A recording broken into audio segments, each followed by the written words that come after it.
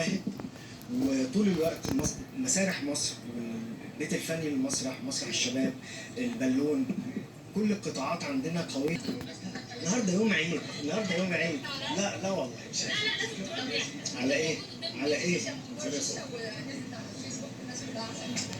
لا والله بجد ما صدقيني والله ده يعني مذيع عراقي جه مصر.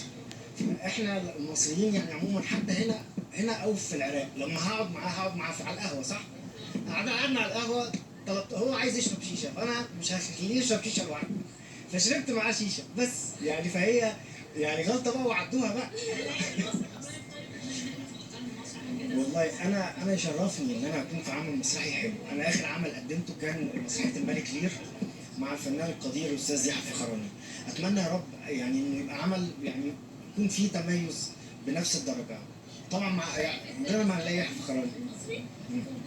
المنافسه اللي موجوده في مصر ايه؟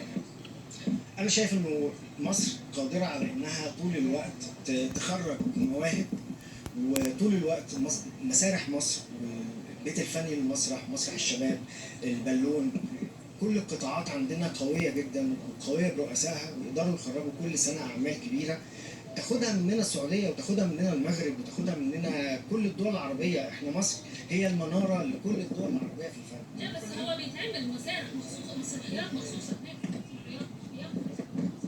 ما هي قطاع خاص. ما هو القطاع الخاص مفتوح في اي مجال في اي وقت.